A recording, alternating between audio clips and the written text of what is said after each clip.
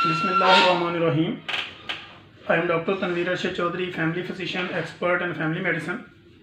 I have a 2-year working experience with Nutrition Society of USA.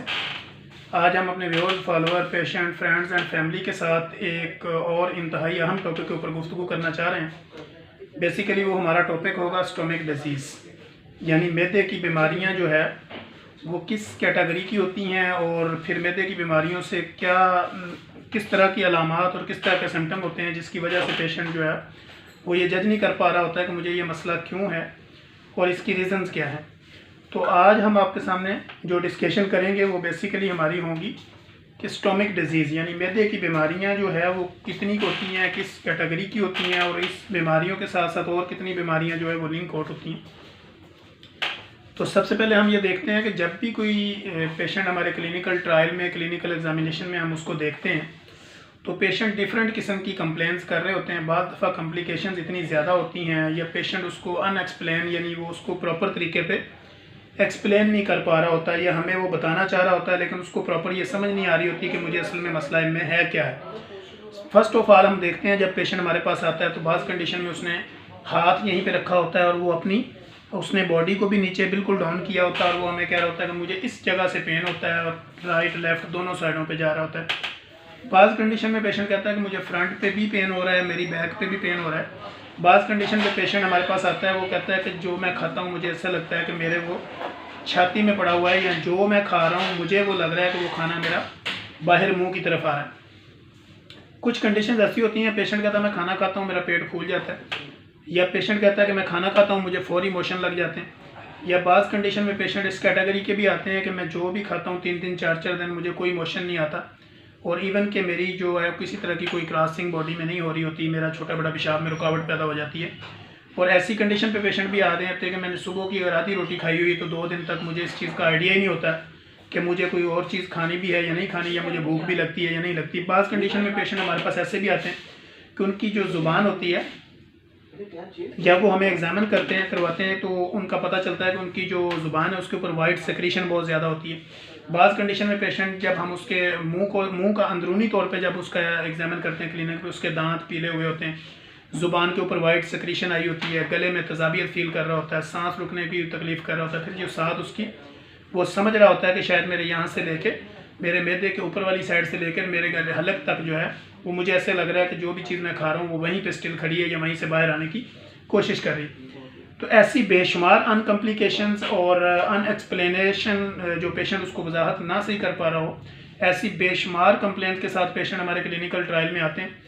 तो हम उसमें देखते हैं कि कुछ चीज़ें तो ऐसी होती हैं कि जिसमें आपको अपना लाइफ मॉडिफिकेशन चेंज करनी पड़ती है, कुछ चीज़ें ऐसी होती हैं जो आपकी ईटिंग हैबिट्स है, जो आपकी डाइट हैबिट्स है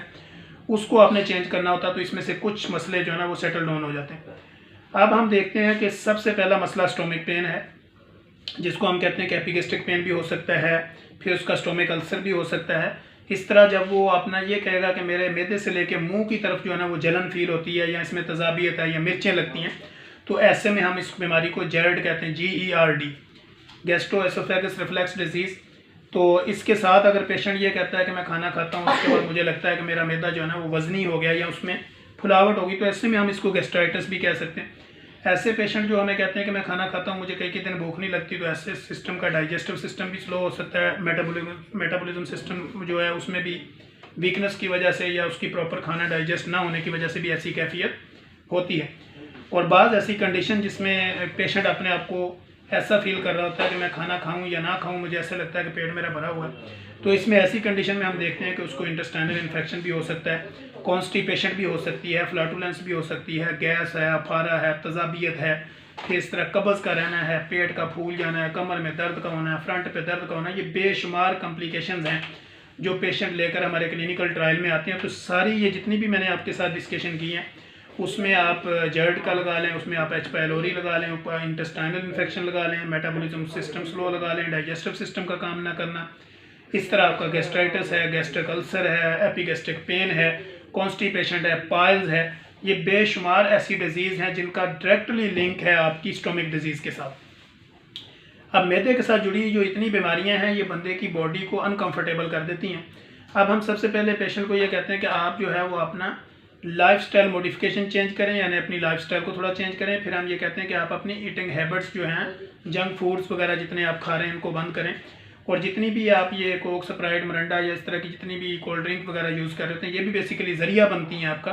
तजाबियत, गैस, जल, फिर ये आपको जर्ड की तरफ भी ले जा सकती हैं। इससे आपको कैंसर के सिम्टम भी आगे जाके हो सकते हैं। आपकी खुराक की नाली सिकुड़ भी सकती है, उसके अंदर ज़ख़म भी हो सकते हैं। ये बेशुमार ऐसी कंडीशंस हैं जो हम अपने पेशेंट को अपने क्लिनिकल ट्रायल में उनको हम एडवाइस भी देते हैं और उनको ये बताते भी हैं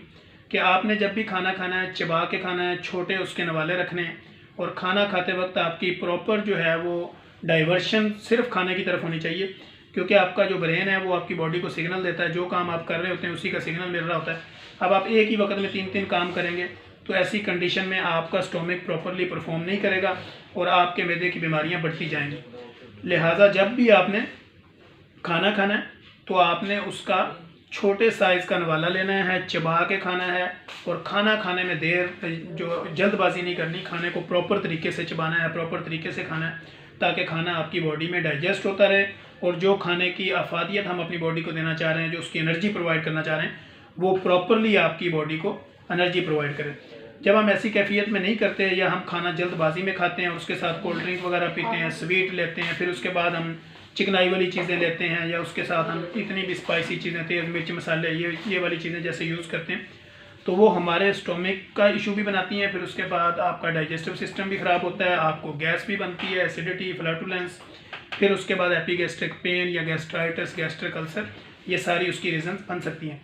लिहाजा हम अपने viewers, follower, patient, friends and family के साथ ये हमेशा एक रिक्वेस्ट करते हैं कि कम खाएं, ज़्यादा चलें।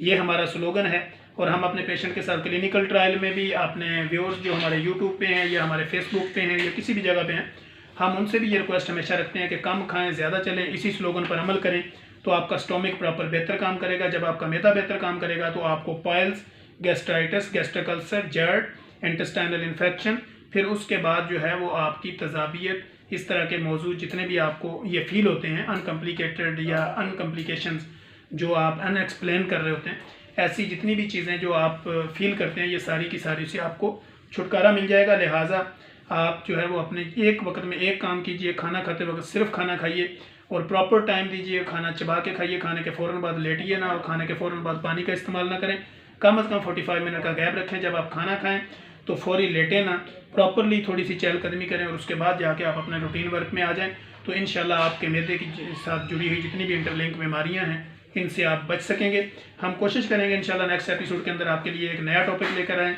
तब तक के लिए इजाज़त दीजिए। अल्लाह हाफ़िज़।